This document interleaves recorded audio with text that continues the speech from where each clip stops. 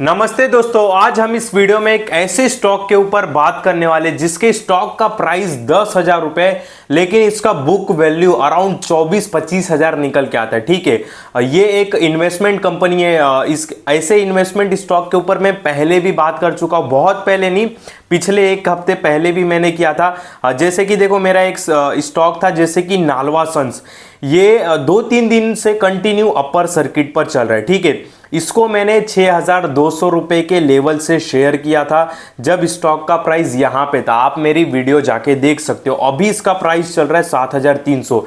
Same इसमें भी यही सिचुएशन था। ये स्टॉक का प्राइस अराउंड उस जब मैंने शेयर किया था तब ये 6,200 रुपए के आसपास था, लेकिन इसका बुक वैल्यू 24,000 था। और सेम मैंने एक और स्टॉक को वापस ऐसा शेयर किया था यहाँ पे समिट सिक्योरिटीज करके।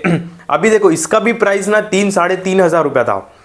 इसको मैंने अराउंड 3,000 रुपए के लेवल से कुछ शेयर किया रहेगा, मुझे याद नहीं। आप जाके मेरी पुरानी वीडियो देख सकते हो। ठीक है, पर यहाँ पे इसका बुक वैल्यू की बात करूँ तो इसका बुक वैल्यू 10,000 निकल के आता है। एक और ऐसा स्टॉक मैंने फाइंड किया है। मैंने फाइंड क्या किया है, पहले ओल्ड वीडियो में उसका नाम लिया है। उसका प्राइस अराउंड 10,000 चल रहा है, लेकिन बुक वैल्यू उसका 24-25 हजार के ऊपर है।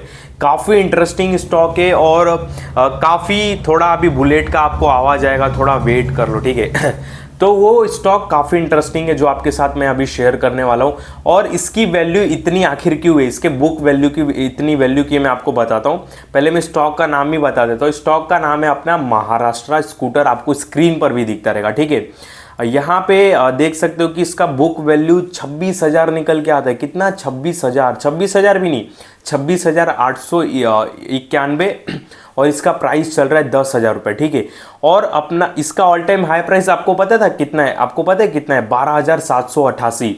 और ये अभी तक नहीं चल रहा है, पर आने वाले फ्यूचर में ये बहुत चल सकता है। ठीक है, उसके रीज़न क्या है, मैं आपको रीज़न बताऊंगा प्रूफ के साथ, और ऐसे आपको समझाऊंगा, एक बच्चों की तरह समझाऊंगा जो कि आपको समझ में आए। ठीक है, तो अभी ऑल टाइम हाई प्राइस से ये जो इन्वेस्टमेंट वाला स्टॉक है, यानी कि कैपिटल मार्केट वाला स्टॉक है, ये गिरा हुआ है। बाकी जो दो मैंने शेयर किए थे, समिट सिक्योरिटीज और नालवा सन्स, वो तो फायर हो रहे। ठीक है, उसको छोड़ दो अभी।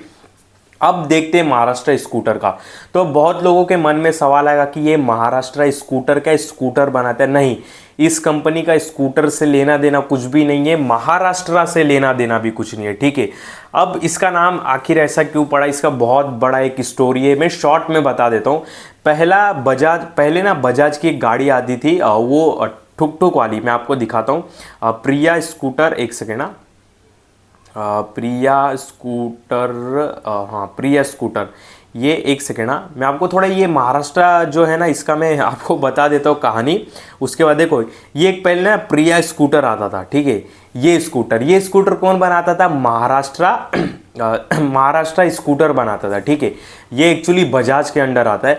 तो बजाज भाइयों में मतलब वो बंटवारा हुआ हिस्सा, जो भी जमीन जायदाद, तो फिर एक डिसीजन निकला कि एक भाई स्कूटर के बिजनेस में नहीं घुसेगा, एक भाई इस बिजनेस में नहीं घुसेगा। तो जो भाई को बिजनेस में नहीं घुसना था, उसके पास जैसे महाराष्ट्र स्कूटर नाम करके जैसे कंपनी आई, तो उसको अब बिजनेस में घुसना नहीं था। तो इस महाराष्ट्र स्कूटर ने, मतलब जो बजाज के जो मालिक थे, मतलब जो भाई थे, उन्होंने बजाज फिनसर्व, बजाज फाइनेंस, बजाज होल्डिंग, इन कंपनियों के स्टॉक खरीद लिया। ठीक है, बिजनेस में नहीं घुसे, इन कंपनियों के स्टॉक खरीद लिए। और इन कंपनियों का स्टॉक खरीदने से क्या हुआ कि उन कंपनियों का जो इन्होंने स्टॉक खरीदा ना, उसकी वैल्यू अराउंड आज 23,000 करोड़ है। ठीक है, जिसके वजह से इसकी बुक वैल्यू 26,000 निकल के आती है और स्टॉक का प्राइस 10,000 रुपये निकल के आता है। मैं आपको सारी बातें स्क्रीन पर भी दिखाऊंगा, पर ओवरऑल मैंने एक आपको स्टोरी टाइप का बता दिया कि ऐसी कुछ बात है। जैसे एग्जाम्पल के लिए मैं वो भी बता देता हूँ कि मान लो जैसे मुकेश और अनिल अंबानी में एक करार हुआ था, एक वो हुआ था, टर्म एंड कंडीशन हुआ था कि जो मुकेश अंबानी है वो जो नेटवर्क, मतलब जो सिम का बिजनेस है, जो कम्युनिकेशन का बिजनेस है, उसमें 10 साल तक नहीं उतरेंगे, 2016 के बाद ही उतर सकते। ठीक है, एक करार हुआ था। तो मुकेश अंबानी क्या करते कि जो अनिल अंबानी की कंपनी रहती है उनमें अपना स्टेक ले लेते, मतलब उनकी कंपनियों को खरीद लेते। और जब फ्यूचर में अनिल अंबानी का जो कंपनियों का जब इन्वेस्टमेंट बढ़ेगा, तो मुकेश अंबानी का भी जो स्टॉक रहेगा, जो इन्वेस्टमेंट रहेगा, वो भी बढ़ेगा। तो कुछ इसी टाइप का ये महाराष्ट्र स्कूटर भी है। ठीक है, यहाँ पे आते हैं, मैं आपको दिखाने की कोशिश करता हूँ कि इनके पास कितने हजार करोड़ के कितने क्वांटिटी में कौन कौन से शेयर पड़े। जैसे कि देखो इनके पास एक बजाज ऑटो का पड़ा है शेयर, होल्डिंग परसेंटेज क्या है 2.46। जो बजाज ऑटो है उसमें महाराष्ट्र स्कूटर की होल्डिंग कितनी है 2.46%, जिसकी वैल्यू निकल के आती है 6,823 करोड़। अब बोलो ठीक है। और ये जो मैं आपको बातें बता रहा हूं ना, ये क्यों इतनी इंपॉर्टेंट है और ये स्टॉक इतना इंपॉर्टेंट क्यों, मैं आगे आपको बताऊंगा। पहले देख लो इसकी होल्डिंग। और फिर बजाज होल्डिंग इन्वेस्टमेंट, इस स्टॉक की भी होल्डिंग महाराष्ट्र स्कूटर के पास है, जिसकी वैल्यू निकल के आती है 3,675 करोड़, 3% होल्ड करते हैं।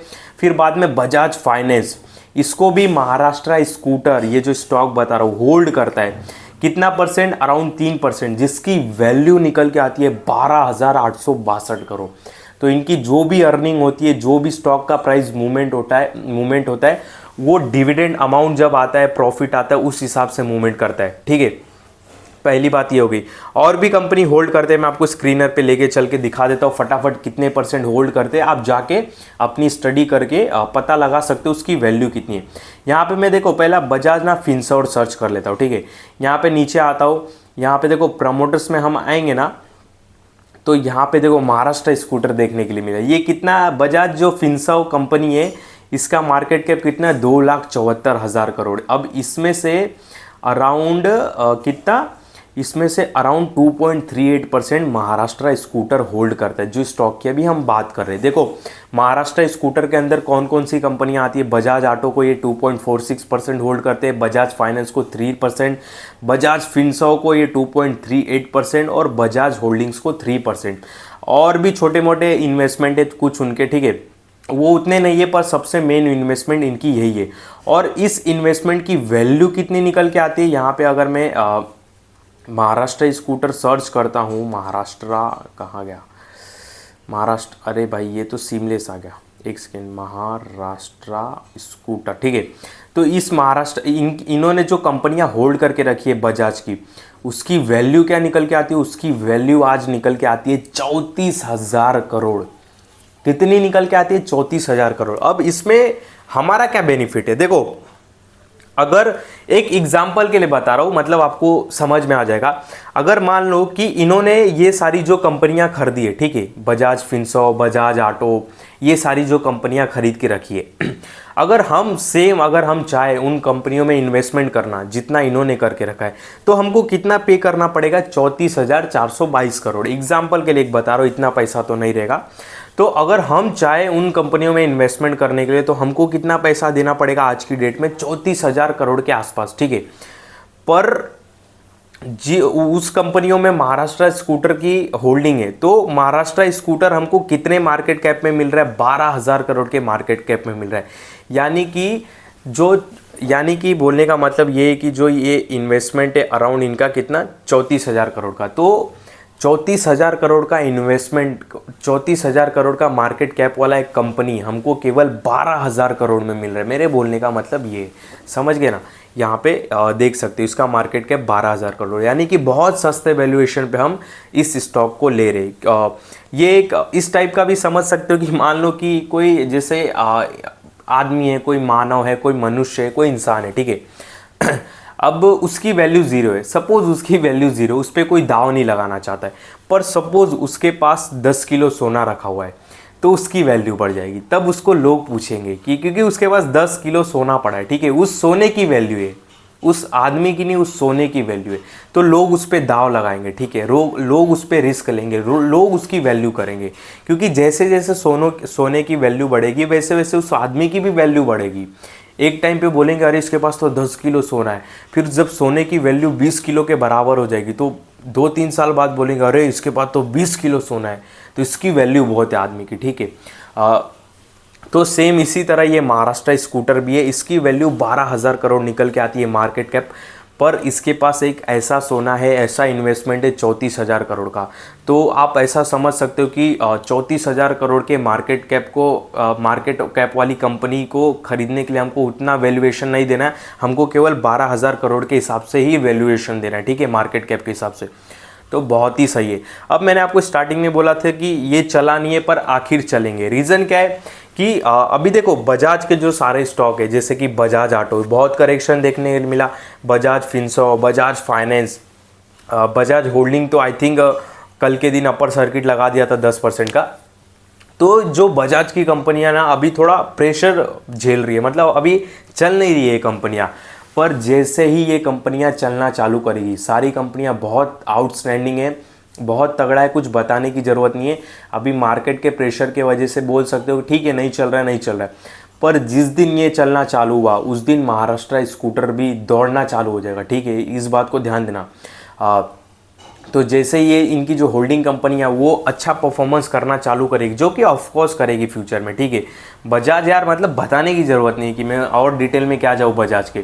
तो जैसे ये बजाज फिनसर्व, बजाज फाइनेंस, बजाज होल्डिंग और बजाज ऑटो, ये सारी कंपनियां भागने लगेगी, अभी तो सुस्ती है, तो ये सारे जो महाराष्ट्र स्कूटर के जो स्टॉक है ना ये भी फायर होने लगेंगे। ठीक है, इस बात को ध्यान देना। पर कोई भी आपको बाय सेल का कॉल नहीं, ध्यान देना।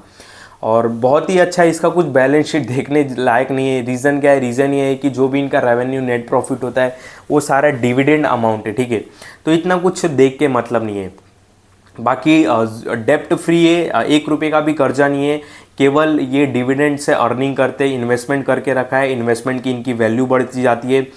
एक टाइम पे देखो यहाँ पे मैं महाराष्ट्र स्कूटर में आपको दिखाने की कोशिश करूँ तो एक टाइम पे इनका इन्वेस्टमेंट 223 करोड़ का था मात्र, आज उनकी वैल्यू बढ़ के 34,000 करोड़ हो गई। रीज़न क्या है? स्टॉक बढ़े, तो फ्यूचर में वैसे स्टॉक बढ़ेंगे, इनकी इन्वेस्टमेंट बढ़ेगा, इनका मार्केट कैप बढ़ेगा, इनका स्टॉक का प्राइस बढ़ेगा। ठीक है, तो इस तरह है। डेप्ट वेप्ट कुछ नहीं है, कर्जा वर्जा कुछ नहीं है। बाकी आरओसी फारोसी ये सारे स्टॉक के देख के मतलब नहीं है। ये था महाराष्ट्र स्कूटर के ऊपर एक वीडियो।